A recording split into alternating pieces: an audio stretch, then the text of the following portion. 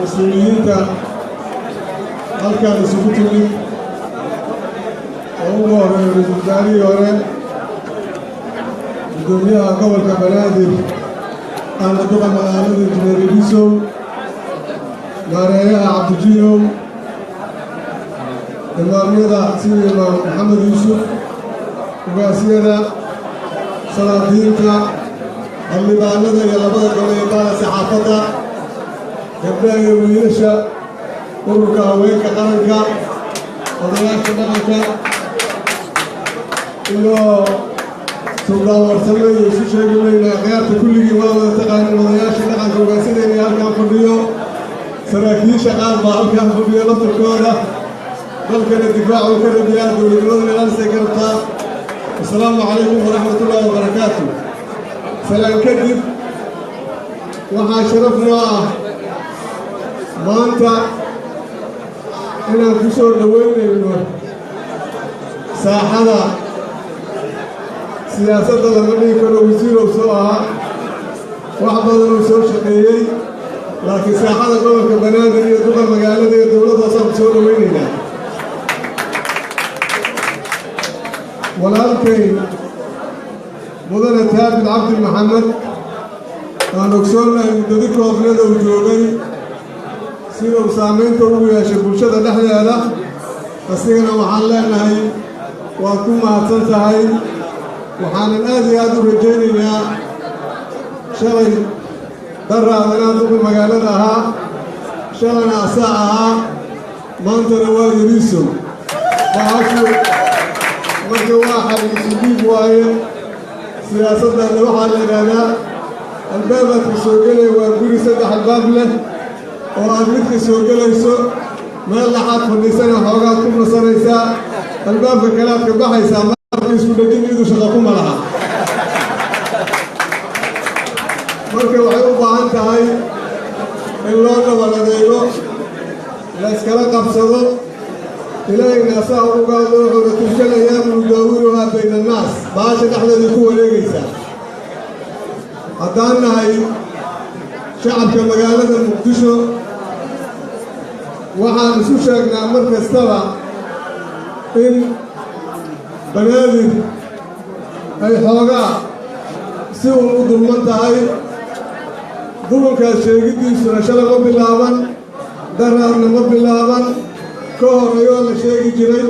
daraadaa la sheegi jiray shalaa la sheegayaa maanta waa la sheegaa beri waa la sheegaa haddii lahela la sheegi maayo laakiin tilagaal waa la baadigooba waa baadi maqanoo la dadayaayo marka qofka sidoo ku dadayayaa marka waxaan leenahay bahashaasi waxay u baahan tahay maanta in ummaddaani loo shaqeeyo ummaddaani injineer Idisow duqi magaalada maanta adigu ilaahay ku biday dadkaani kulligooda waa junuud qarsoon waaye waa dad aad iyo aad u shaqo badan waa dad markhaati ah oo wax allayo wixii qofka bini aadamka uu yahay sheegaayo way qirayaan haddaad wax qabatana waa ku ammaanayaan waa ku sheegayaan haddaad gaabisa waxay ku leeyihin waa dadaasha laakiin waa gaabisay haddaad dheeraysa waxay ku leeyihin wadaadku waa dheereeyey marka calaa kulli xaal adigana lagu furi maayo nin waayaragaa tahay khabiiraa tahay hana dheeraanin hana gaabanin u hayo meel laxa ku soc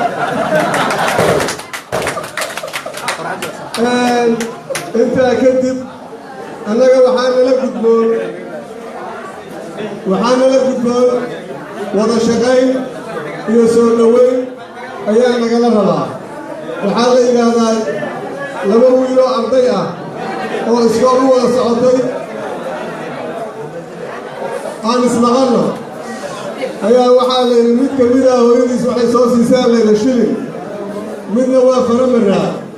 cabbaaray bannaanka ku dheereelay iskoolka intaan la gelin shilinkiyaa ka dhumaa layidha midka la soo siiyey shilinkii u bacaadka ka baaraha layidha maanta oo dhan uu ku faacarada uu ku faya shilinkii u baadigooba waayaa igaarkii saaxiibkiisa ahayna meesha u taagan yahay iskoolkii alla xadasay shilinkuu raadinaayeen markii dambe oday meesha mareen adeero macallinka naga tuur iskoolkii waa nagala xeree hana deeyo si aan maarta iskoolku u galno soo baxowna macallinkii markii loo geeyo maamule xorore maxaa ku soo daadeen maamule أنا قايل يا ساكن شنو الأساسي سيام بعد يقول كيس ساكن ونقولي أنا أقول بعد كي أجي نعي شنو كي هذينا ودي أنا حاكم على جبودة حاجة مني شنو كي هذينا أنا أقول كنت أقول ما تور سأرني هذا والله مرة كاسة أنا كسرت أهوي مقدر مكوارو مرة على كل حال وحاربنا بعشا بعد ذلك ما تدري عيالي لأنك كان بدلين هذا الدول انتهي نبت كذلك وعربنا إلى اللشق إنه قدوميها قبل كبنادر وحور هذنا يا ولمرك بلدك وحور هذنا يا نبت بلدك وحور هذنا يا سيرفيس بلدك وحور هذنا يا سياسة بلدك وحور هذنا يا حقوق المغرب وحاذا قال مركينا على نوع تاجناني أين أنا بعض قبل والله كمارنا أدي إلى هذا المعتدين أنا كمان تحكي لي قاضي نفسه أنا حديث كي قبليه قال لي رجوعنا وحكمنا يا ذلك لي قاضي الموت وأنا كمان ما يهرب لك واخر ما صرنا وين يا عمي راتين والله يا ما حرام سير أسكت شيء لكن يوم البلاد ولا ثاني maashaan marka dadkiinatida lagu magacaabo walaalkay taabid waan u yeeray gurigayga aan u yeeray waxaan aan tagno hoteelada si aan bigdar fiican u bixino dad iswato walaalaha isdiidanin inaan ayaan hadda injineerka waxaa laga rabaa taabid inuu inta u yeeray yiraahdo walaalkeeyo gacantayda qabo inuu yiraahdo ayaa laga rabaa si ay wax fiican uga soo baxaan marka taabidna waxaa laga rabaa habeenadu xaflada quruxda badneed oo isugu nimid iyo xilwareejinta quruxda badneed ayuu isuguna wareejin doonaa waana aqbalayo waa nin mas-uula waxaan markaa hadalku ma rabo inaan intaa ku sii dheeraado shaqo badanaa u taallo waxaa laga yaabaa rag badanaa xalowga soo jeeday saakooda maaragtay orgaayey ilaa iyo haddana weli waxa waaye fanimo qodofaanoola dhihi jireen baashu waa hadday rag rabtaa ninkaas marka waxaa la rabaa inaan la dhihin waa ku garab taagannahay waa kula joognaa inaan la dhihin gadaalo looga kala siibane waa kula jirnaa oo rasmi in la yidhaahdo waa laga maarmaan ilaahay waxaan uga baryaynaa inuu u fududeeyo ilaahay waxaan u baryaynaa inuu la garab galo mas-uuliyaddaas xuluna waxaan leenahay kii guto allaha ka dhigaan leenahay waana mahadsantihin wasalaamu calaykum waraxmatullahi wabarakaatu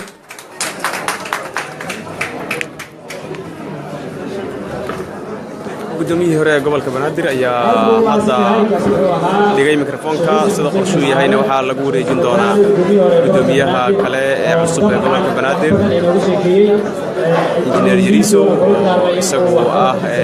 guddoomiyaha cusub ee gobolka banaadir oo dikreeto xafiiska madaxweynaha Soomaaliya ka soo baxday lagu magacaabay Cali Maxamed Geedi ayaa markan loo yeeraya waninka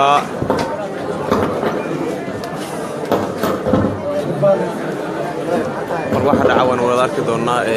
la xiriira bal hadallada uu jeediyo ra'iisul wasaare ku-xigeenkii hore iyadoo sida daawaneyseen uu hadallo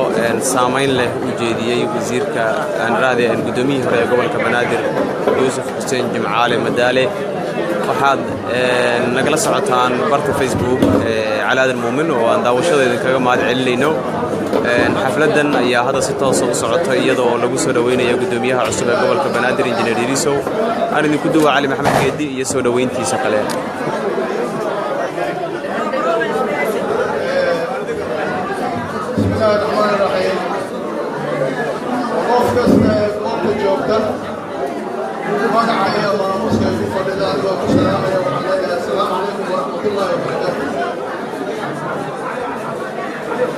waxay la tahay maanta ma aha soo dhaweynta iya waa daafurka soo dhaweynta gudoomiyaha cusub ee gobolka Banaadir loo magacaabay mudane injineer Cabdiraxmaan Cumar Cismaan Yariiso oo bilaabaya safar dheer oo ugu adeegi doona gobolka Banaadir waxaan aad ugu faraxsanahay in markhaatiyo badan fadhiyaan goobta gudoomiyayaal soo maray gobolkan oo soo maamulay ma aha Madaale kaliya waxaa jooga rugcadayaal kale Cabdi Xasan Cali Gaabo ayaa u jeeda waxaa jooga mudane maxamed cusmaan cali dhagaxtuur oo ahaa mid la doortay waxaa halkaas aad dareemaysaan gudoomiye madaale hadalladiisa ayaa qof walba waa qabtaa xilka laakiin markuu ka tago maxaa laga dhaxday wuxuu taariikhda ku soo bixiyey xilka weyn waxa aad sheegayseen oo halka laga wada sheegayo waxay ahaayeen waxqabadkii guddoomiyaashii soo maray gobolkan oo ugu dambeeyey xalayga bedelay mudane taabir cabdi waxaan isleeyahay magacaabidda la magacaabay injineeryadiisu way ka duwan tahay waxay la tahay inay tahay markii ugu waxaan cadaadis badan kala kulmayaa kooxda bartikolka oo diidan in la tago qaybta shameecadda xaggeeda maadaama mas-uuliyiinta dhankooda ay jirto marka daawadayaashu sidaas bay ku raalli ahaanayaan waxaad ogtihiin in dowladda maanta jirta madaxdeeda ugu sarraysa ay ballan qaaday afraaciina laga rabo laga bilaabo guddoomiyaha gobolka banaadir ee xilka loo magacaabay maanta heerarkii ay soo martana waa la wada ogyahay ma aha wax bilaabanaya wada tashiyaa socday waxaan xasuustaa madaale markuu xilka hayay shaqooyin la xiriira ee maamuska iyo borotokoolka maqaamka gobolka ee caasimadda muqdisho ayuu ka shaqaynayay wada tashi ballaaran ayaa ka socday oo soomaaliyeed iyadii ayuu kor u sii qaaday mudane raabit meel fiican ayuu marinayey waxaa looga fadhiyaa injineeryadiisa unu meesha ka sii waxaan hubaa xaflado fara badan ayaa soo socda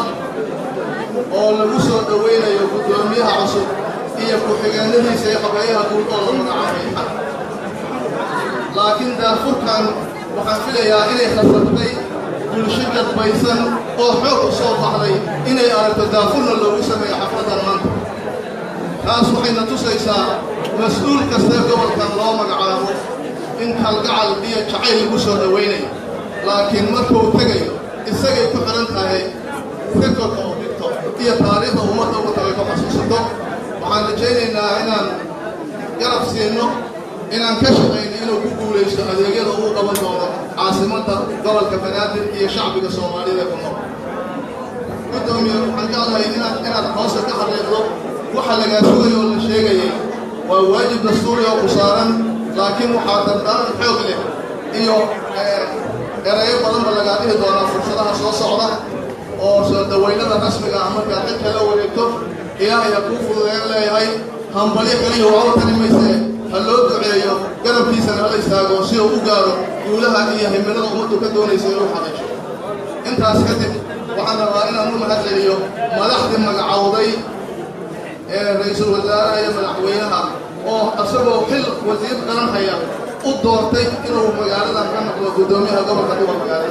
iyada naftirkeeda ayaa qiimo weyn leh waxaana rajaynayaa in fursadaha soo socda wax badan la yidhaahdo oo lala dardaarmo intaas ayaan kusoo gabagabaynaa waqti horkaaba awgiisu asalaamu calaykum waraxmatullahi wabarakatu weli munaasabadda ayaa socotaa xubno kale ayaana weli la soo dhowaynayaa markaan waxaan u yeerayaa laba kuraas oo ku hadli doona uwaasyada afkooda waxaan ku hormari doonaa uwaas cabdullaahi uwaas saalax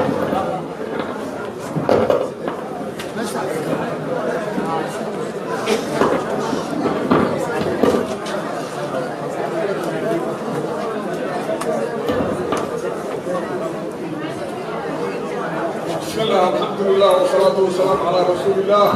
مركونا ورا حسن يا طلوق ورا إمامك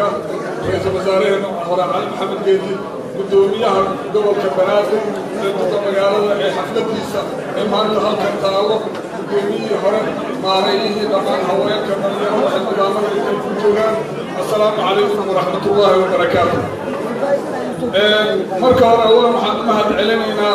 ضبط سؤال أبوي حفلة قيمها الضرر دافرك lagu magacaabay ayadoo ay isdaba socdaan xafladaha lagu soo dhaweyn doono guddoomiyaha cusub waxaan leenahay aad iyo aad mahadsantihiin guddoomiye maanta xafladdan waa soo dhaweyntaada iyo mahadcelinta guddoomiyihii hore waxaan leenahay adiga maanta waxaan ku leenahay guddoomiye hambal iyo soo dhawoow waana 3 arrimood waan kuu ducaynaynaa waan kuu hambaliya